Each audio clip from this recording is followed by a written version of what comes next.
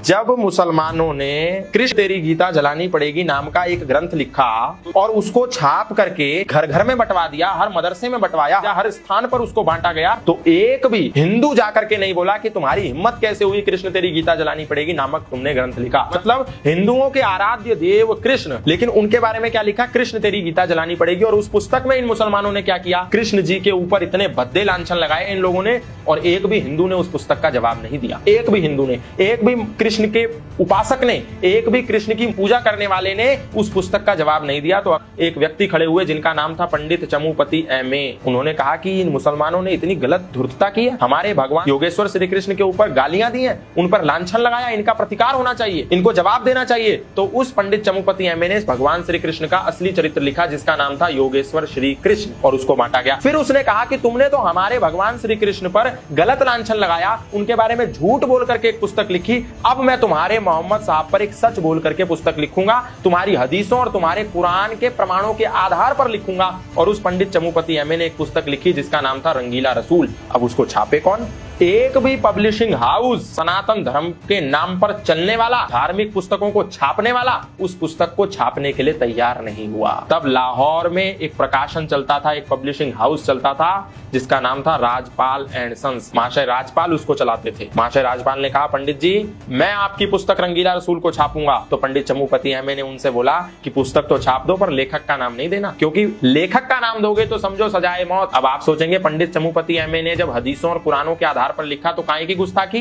भाई नुपुर शर्मा ने भी तो वही बात बोली थी जो जाकिर नाइक अंतरराष्ट्रीय मंचों पर खड़े होकर बोलता है, क्योंकि वो नुपुर शर्मा ने बोली तो वो गुस्ताखी हो गई, और वही जाकिर नाइक बोलता था, इस्लामिक धर्म गुरु बोलते थे तो वो सही था। तो जब पंडित चमुपति एमए ने कहा तो महाशय राजपाल ने कहा, आप चिंता मत करो, मैं आपका नाम नहीं दूंगा और मैं वचन देता हूँ मरते दम तक मर जाऊंगा, आखिरी सांस तक आपका नाम लीक नहीं करूंगा पंडित जी। और उसने वो पुस्तक छापी महाशय राजपाल ने अपने प्रकाशन से, और लेखक के सेक्शन में लिख दिया दूध का दूध और पानी का पानी, और वो पुस्तक सब जगह वितरित कर दी गई। अब जब वितरित कर दी गई तो पूरे इस्लामी कुनबे में हड़कंप मच गया कि ये क्या हो गया, अनएक्सपेक्टेड चीज हो गई। उनको ऐसा लग रहा था सनातनी तो सुसुप्त अवस्था में चले गए, सरप्राइजिंग हो गया, उनको धप्पा हो गया। अब क्या करें? तो महात्मा गांधी ने बोला कि तुम्हें इन हिंदुओं को जवाब देना चाहिए। यंग इंडिया उस समय महात्मा गांधी का अखबार छपता था, उसमें बाकायदा लेख लिख करके महात्मा गांधी ने कहा मुसलमानों को हिंदुओं से लड़ना चाहिए, और मुसलमान लड़े। कई बार महाशय राजपाल पर हमले हुए कि बता दे कौन है इसका लेखक, लेकिन महाशय राजपाल ने नहीं बताया। अंततः गत्वा ये केस लाहौर के हाई कोर्ट में पहुंचा। हाई कोर्ट में लगभग 3 साल ये केस मुकदमा चला। जज साहब ने 5 मौलवियों की एक समिति बनाई और बोला कि ये देखो ये रंगीला रसूल इन्होंने लिखी है, मुसलमानों ने इस पे केस कर दिया है, तुम इस पुस्तक को ले जाओ और ले जाकर के देखो कि इसमें कौन सी बात ऐसी लिखी है जो झूठ है, कोई ऐसी बात है जो अप्रमाणिक है, जिसका कोई रेफरेंस ना हो तुम्हारी हदीसों में, तुम्हारी कुरान में।